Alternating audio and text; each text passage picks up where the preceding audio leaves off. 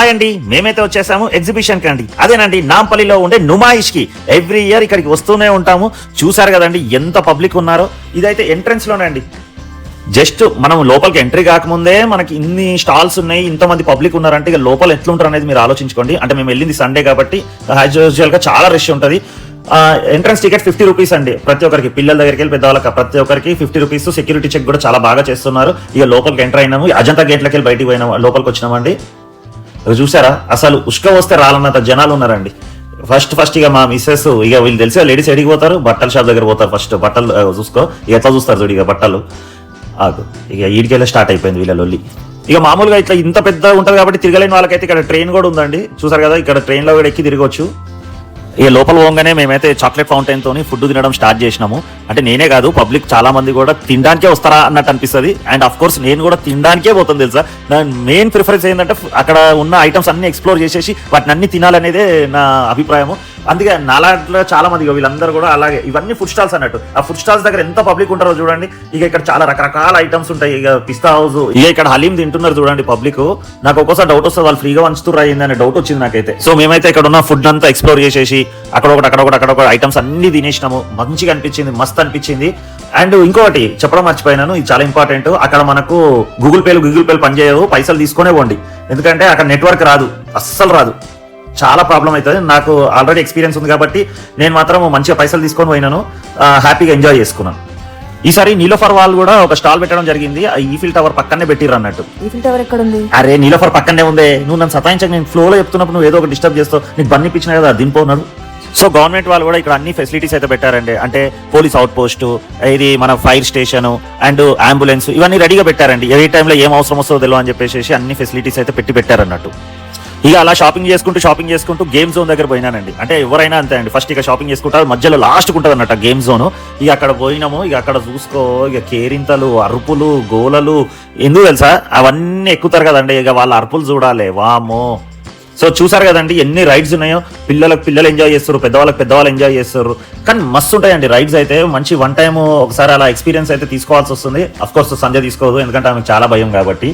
నన్ను భయం అంటున్నావు కానీ ఇప్పుడు అక్కడ ఉన్న పెద్దది మొన్న ఆగిపోయింది అదే కదా? అవును, అదొక డిఫరెంట్ ఎక్స్పీరియన్స్. ఇట్లా పైన పోయి అక్కడ అట్లా 1 అవర్ ఆగిపోయింది తెలుసా. 1 అవర్ 1 అవర్ వాళ్ళైతే అరచేతిలో ప్రాణాలు పట్టుకొని ఉంటారు తెలుసా. అదొక థ్రిల్ అబ్బా. ఇక్కడ ఒక గేమ్ చూడు, ఈ గేమ్ చూడండి ఎంత బాగుంటుందో. ఇక వాళ్ళు ఎంత భయపడతారు తెలుసా. ఈ 3D గేమ్ అండి, ఒకసారి వినండి వాళ్ళ వాయిస్.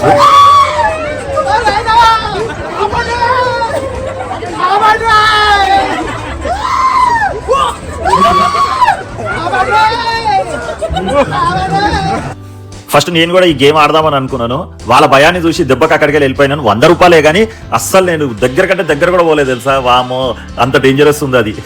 మేము ఇంత ఎంజాయ్ చేస్తున్న సంధ్య మాత్రం ఈ కాస్మెటిక్ షాప్స్ వీటిలో ఈ కొనుడే సరిపోయింది ఈమెకు మాత్రం.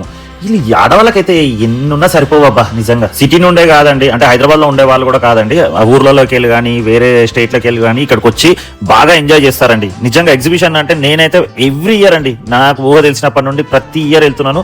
ఇది ఎప్పుడో స్వాతంత్రం రాకముందు నుండి స్టార్ట్ అయిపోయింది ఈ ఎగ్జిబిషన్. అంటే నేను అప్పటి నుండి పోతలేను, నాకు ఊహ తెలిసినప్పటి నుండే పోతున్నా అని చెప్పినాను. అండ్ ఇక ఇప్పుడు చూడండి నిజంగా మా ఇంట్లో మస్తు చెప్పులు ఉన్నాయి. ఒక చెప్పుల స్టాండ్ కూడా సరిపోదు, మళ్ళీ చెప్పుల దగ్గరనే ఆగిర్రు. ఎన్ని చెప్పులు కొంటారో నిజంగా అర్థం కాదు. చూడాలి ఇక నాకేమో వాళ్ళ చెప్పులు ఆడ కొంటుంటే నాకు ఎంత యాస్టకు వస్తుంది చూడు. కానీ వాళ్ళ చెప్పుల షాపింగ్ మాత్రం అయిపోతలేదు. అంటే చూసుకోవాలి కదా ఏది సూట్ అవుతుంది, ఏ దాంట్లో ఏ ప్యాటర్న్ బాగుంది అనేది చూసుకోవాలి కదా. కొన్ని డిఫరెంట్ గా బాగుండే, అందుకని చెప్పిన తీసుకుంటే నష్టం లేదు కదా అని చెప్పని తీసేసుకున్నాం. అవును, ఇక బేరం అయితే చెప్పొద్దమ్మా.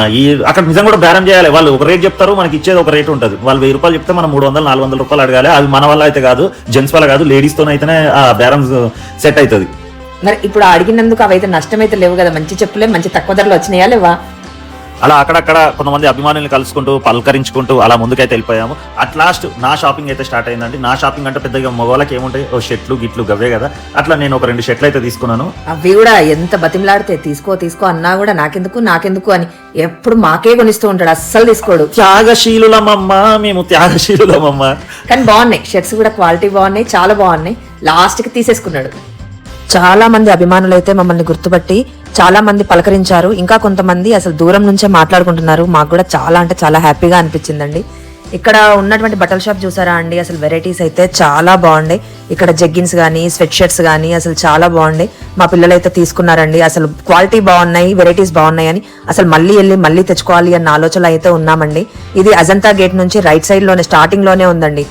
అలా మేము ఎగ్జిబిషన్ లో అన్ని షాపింగ్ చేసేసుకొని 10:30 ఆ ప్రాంతంలో బయటకి అయితే రావడం జరిగిందండి. అంటే మళ్ళీ ఇక్కడికి వెళ్ళి కూడా మళ్ళీ షాపింగ్ చేసుకుంటూ అక్కడ వరకు అయితే వెళ్ళాము. అయితే ఎగ్జిబిషన్ టైమింగ్స్ వచ్చేసి 4 o'clock స్టార్ట్ అవుతుందండి. ఈవినింగ్ 10:30 ఆ టైం వరకు ఉంటుంది. ఎగ్జిబిషన్ వచ్చేసి January 1st స్టార్ట్ అవుతుంది, February 15th ఎండ్ అవుతుందండి. అన్నిటికన్నా ముఖ్యమైన విషయం ఇంకోటి చెప్పాలి ఏంటంటే పార్కింగ్ అండి. కార్లో వస్తే మాత్రం పార్కింగ్ అనేది ఒక పెద్ద నరకం. ఎక్కడో కార్ పెట్టి ఎక్కడికైనా రావాలి, అక్కడ కూడా పార్కింగ్ చాలా ఫుల్ అయిపోతుంది. మీ దగ్గర 2 wheelers ఉంటే 2 wheeler మీద వస్తే దానంత సుఖం ఇంకోటి అయితే ఏముండదండి. అది నా ప్రతి ఇయర్ జరిగే ఎక్స్పీరియన్స్ తో చెప్తున్నాను. మామూలుగా ఎప్పుడైనా 2 wheelers మీద వస్తాం, ఈసారి ఎందుకో మళ్ళీ 4 wheeler వేసుకొని వచ్చినాను. చాలా దూరం నడవాల్సి వచ్చింది. ఇదైతే నా సిన్సియర్ అడ్వైస్ అండి.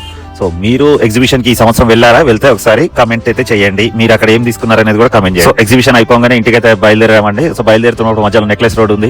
నెక్లెస్ రోడ్ కన్నా ముందు అక్కడ సెక్రటేరియట్ ఉంది. సెక్రటేరియట్ కూడా ఇప్పుడు ఒక పెద్ద టూరిస్ట్ స్పాట్ అయిపోయింది మనకు. ఇంకా మోర్ ఓవర్ ఏంటంటే సెక్రటేరియట్ ముందు అన్ని కూడా ఫుడ్ ఐటమ్స్ అయితే చాలా బాగున్నాయండి. ఆల్రెడీ నేను ఇంతకుముందు ఒకసారి వెళ్ళాను. ఇక్కడ ఏంటంటే నాకు ఒక అదృష్టం ఏంటంటే 12:30 1 అయినా కూడా మనకి ఇక్కడైతే ఫుడ్ అయితే దొరికిపోతుంది.